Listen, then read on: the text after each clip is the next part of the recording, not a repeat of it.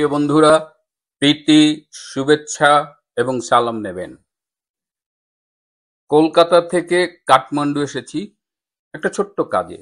এখানেও আমার কিছু প্রিয় ছোট ভাইরা আছে, তাদের সাথে একটু দেখা করতে এলাম। ভাবলাম এত কাছে এসেছি, একটু দেখে যাই কেমন আছে। তো তারা এসেছিল কালকে, তাদের সাথে অনেক সময় কাটালাম। আরো যে দু একদিন আছি, আরো কয়েকজনের সাথে দেখা হবে। তো খুব ইন্টারেস্টিং কিছু পিকচার দেখলাম কাঠমান্ডুতে। গত 17 বছর যারা বাংলাদেশে সুবিধা করতে পারেনি বলে দাবি করেছে, এরকম কয়েকজন রাজনৈতিক নেতা, জামাত, অন্যান্য দলের নেতা, তারা নেপালে বেশ ব্যবসা প্রতিষ্ঠান গড়ে তুলেছিল, হোটেল এবং অন্যান্য প্রতিষ্ঠান। তো দেখলাম এখন তারা ক্রেতা খুঁজতেছে, মানে এখন তারা আর নেপালে থাকতে চাচ্ছে না, তারা তাদের এখানকার এস্টাবলিশমেন্ট বিক্রি করে দেশে চলে যেতে চাচ্ছে। Very interesting findings. এবং তাদের ধারণা যে যারা এখন দেশে থাকতে পারছে না তারা বোধহয় এই প্রপার্টিগুলো কিনে নেবে।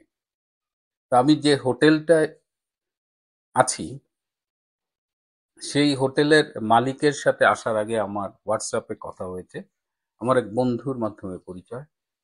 তো তিনি হোটেলে এলেন, আমার সাথে দেখা করলেন, আমি বুফে ব্রেকফাস্ট করছিলাম। তো ইন্টারেস্টিংলি তিনি বাংলাদেশে পড়াশোনা করেছেন, তিনি খুলনা ইউনিভার্সিটিতে পড়াশোনা করেছেন এবং তিনি খুলনার মেয়েকে বিয়ে করেছেন। সো তিনি ফ্লুয়েন্টলি বাংলা বলেন, বাংলা বোঝেন।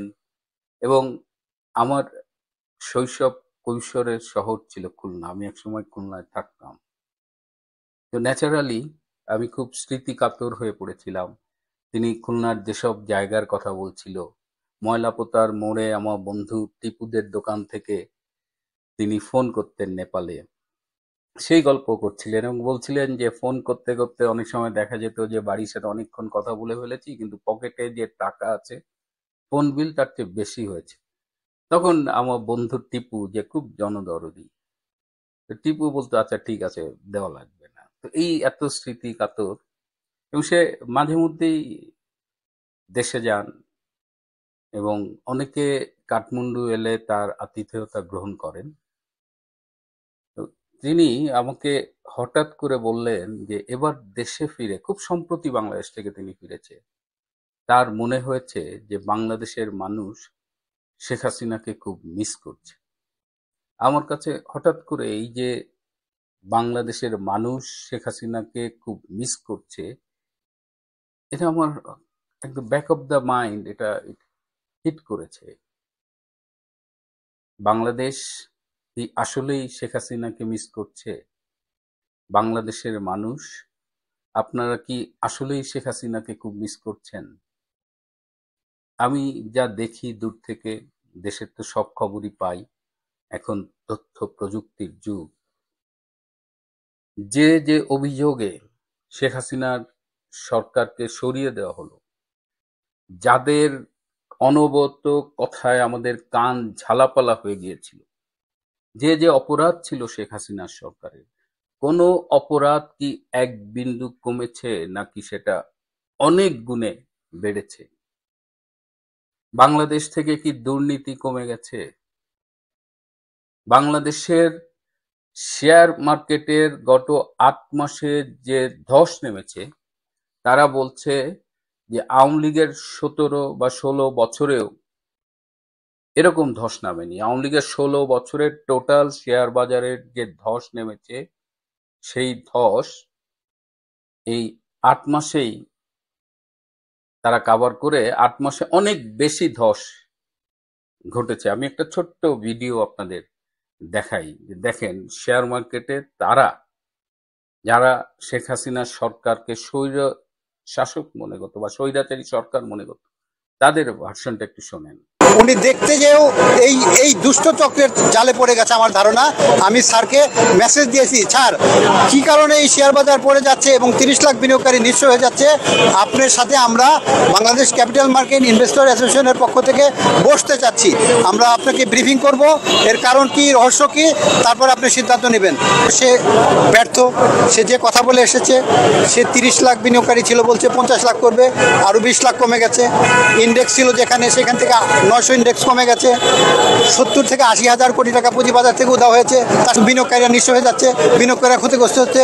উনি উল্টা কাজ করছেন, যত কাজ করছেন সব উল্টা। এবং ওনাকে আমরা মনে করি অর্থ উপদেষ্টা ওনার সাপোর্ট না পেলে এই রাশেদ মাকসুদ 1 ঘন্টার জন্য চেয়ারে থাকতে পারবে না। এই অর্থ উপদেষ্টা আমাদের আন্দোলনের মুখে, দাবির মুখে কেন বলেছিলেন যে রাশেদ মাকসুদকে এসএসসি সিকিউরিটি থেকে সরানো দরকার? পরের দিন উনি বলছেন যে আপনারা সচিবালয়ে আসেন, আমি আপনাদের সাথে কথা বলবো। উনি পরের দিনই ঘোষণা দিয়েছেন যে না, তাকে সরানো যাবে না। What is the reason behind it? আমরা রহস্য জানতে চাই। উনি কি ভেবে বললেন যে তাকে সরানো দরকার, আর কেনই তিনি ওনাকে পুনর্বহাল করলেন? তাহলে আমরা যা শুনি সেটাই সত্য। উনি ওনার বন্ধুর মেয়ের জামাই, খুব ঘনিষ্ঠ লোক, আপনজন, যাকে উনি তুমি করে বলেন, একজন সিনিয়র সচিবকে, আমরা বুঝি না যে ওকে দিয়েছি তুমি তোমার কাজ করো, এবং সে সুন্দর কাজ করছে। এটা হলো অর্থ উপদেষ্টার বক্তব্য। তাহলে এতে কি বোঝা যায়? আমরা কি কচি খুশু, আমরা কি ফিডার খাই, আমরা বুঝি না। আর তারপরে শেয়ার বাজারের 2 কোটি টাকা আমার শেষ করে এই 8 মাসের কথা বলি, তাহলে 8 মাসে প্রায় 22 লাখ টাকা, এখন 702 টাকা। তাহলে 15 বছরের স্বৈরাচারী সরকারের শোষণ আর এই রাশেদ মাকসুদের পিরিয়ডের শোষণ কোনটা বেশি? In comparison to that period আমি মনে করি রাশেদ মাকসুদ সবচেয়ে ধ্বংসকারী, এই পুঁজিবাজারের জন্য ধ্বংসকারী একটা প্রাণী। কোন খুঁটির জোরে সে টিকে আছে, এটার আমরা জবাব চাই। তাকে কেন সাংবাদিকরা প্রশ্ন করে না যে আপনি কি করেছেন শেয়ার বাজারের জন্য? আপনি যদি একটা লোকের মাথায় ফোড়া ওঠে, তার অপারেশনের দরকার, আপনি যদি ভালো ডাক্তার হন, তার গলা কেটে ট্রেতে নিয়ে আপনি তার ফোড়া কাটবেন? গলা কাটলে তারপরে তার জোড়া লাগে জীবন দিতে পারবেন? তো উনি তাই করছেন। উনি অন্ধের মতো শুধু জরিমানা, অমুক তমুক, যে ক্যাটাগরি, আর না। অনেক হয়েছে, অনেক হয়েছে। আমরা 30 তারিখ পর্যন্ত দিয়েছি। এই 30 তারিখের মধ্যে যদি তাকে অপসারণ না করা হয়, আমরা দুর্বার আন্দোলন করব, যে আন্দোলন কেউ চিন্তা করতে পারে নাই। যাদের জীবন চলে যাচ্ছে, তখন তাদের তো আর কিছু নাই, তাদের তো দেয়ালে পিঠ থেকে দেয়ালও ভেঙে গেছে। শুধু দেয়ালে পিঠ থেকে নাই, দেয়ালও ভেঙে গেছে, এখন মানুষের কিছুই নেই। এটা শুধু শেয়ার মার্কেটের কথা বললাম। বাংলাদেশের জিডিপি 6, 7, 8% সেখান থেকে নেমে এখন 3.3%। গত 36 বছরের সবচেয়ে নিচের এই জিডিপি। যে ডক্টর ইউনূস নিজে একজন বিশ্ব বরেণ্য অর্থনীতিবিদ, যিনি ক্ষমতা নিলে আমরা ধারণ করেছিলাম যে সারা পৃথিবী বাংলাদেশে হুমড়ি খেয়ে পড়বে। বিনিয়োগ বলেন, সাহায্য বলেন, অনুদান বলেন, সবকিছু তখন ইউনূসের পায়ে গড়াগড়ি। বাস্তবে কি দেখলাম? একটা ফুটা পয়সাও এ পর্যন্ত আসে নাই। এত বড় বিনিয়োগ সম্মেলন করলেন, সেই সম্মেলনে কোনো বিনিয়োগ নেই। বাংলাদেশে কোনো একটা সেক্টরে আপনি উন্নতি দেখাতে পারবেন না। দুর্নীতিতে তারা উন্নতি করছে, আইন শৃঙ্খলাহীনতায় তারা উন্নতি করছে, মব লিঞ্চিং এ তারা উন্নতি করছে, দেশটাকে ইসলামী জঙ্গিবাদের হাতে তুলে দিয়েছে। এদিক দিয়ে তাদের সার্থকতা আছে। তারা বাংলাদেশের একটা অঞ্চল টেকনাফকে আমেরিকার হাতে তুলে দেওয়ার সকল আয়োজন শেষ করেছে। এই আপনাদের ডক্টর ইউনূসের সরকার। আপনারা জ্বলন্ত কড়াই থেকে স্ট্রেট চুলোর মধ্যে গিয়ে পড়েছেন। আপনাদের সাথে প্রতারণা করা হয়েছে, বাংলাদেশের মানুষের সাথে প্রতারণা করা হয়েছে। এই প্রতারণার মাস্টার মাইন্ড ছিলেন ডক্টর ইউনূস। এই প্ল্যানটা হয়েছে মার্কিন মুলুকের সিআইএর সদর দপ্তরে। এটা মার্কিন বাইডেন প্রশাসন, ডিপ স্টেট এটার সাথে জড়িত ছিল। এর অনেকগুলো দেশি দালাল স্টেক হোল্ডার ছিলেন। আবার ওইদিকে আইএসআই পাকিস্তান, এরাও জড়িত ছিলেন। সবাই মিলে দেশবাসীকে জুলাই আগস্টের একটা আন্দোলনের মাধ্যমে ব্লাফ দিয়েছেন। কে এই ডক্টর ইউনূস, কে শেখ হাসিনা, তাদের মধ্যে কি তুলনা হয়? কে বাংলাদেশকে ভালোবাসে আর কে বাংলাদেশকে ধ্বংসের দ্বার প্রান্তে নিয়ে যায়, এই তুলনা করবার বোধহয় সময় এসেছে। শেখ হাসিনা 16 বছরে কি করেছেন, তার কি সমালোচনা ছিল, তার কি সীমাবদ্ধতা ছিল, এগুলো আমাদের সামনে পরিষ্কার। কিন্তু ডক্টর ইউনূস একটা মুখোশ পরে আছেন। দিন দিন সেই মুখোশটা খসে পড়ছে। তারপরেও আমাদের নগর কেন্দ্রিক যে সোকল বুদ্ধিজীবী, প্রথম আলো, ডেইলি স্টারের মতো তথাকথিত মিডিয়া, তারা জনগণকে বিভ্রান্ত করছে।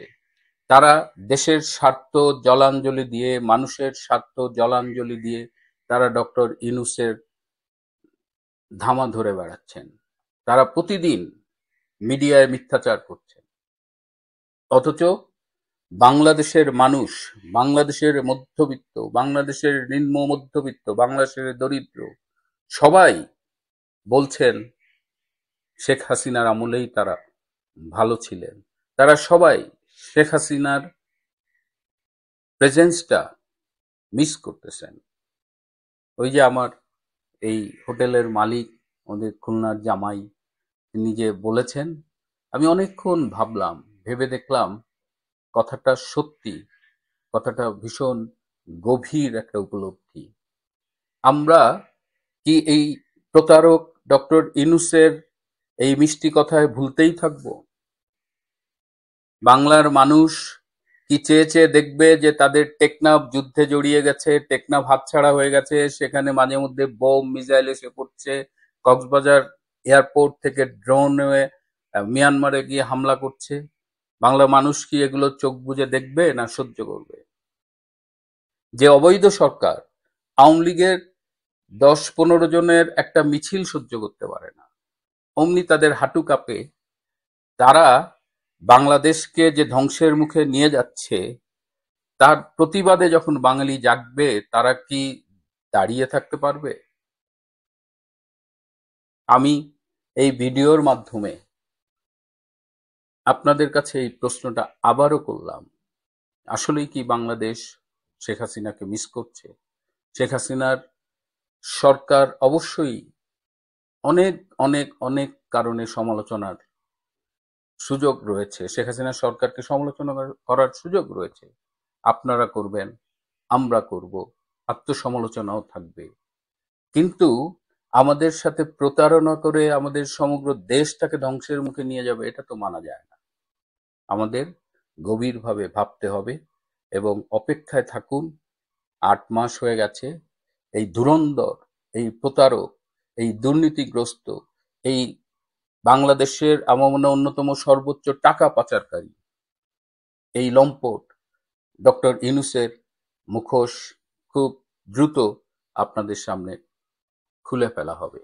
আজ এ পর্যন্তই। ভালো থাকবেন, সুস্থ থাকবেন, তার চেয়েও জরুরি হলো নিরাপদে থাকবেন। সবাইকে অনেক ধন্যবাদ।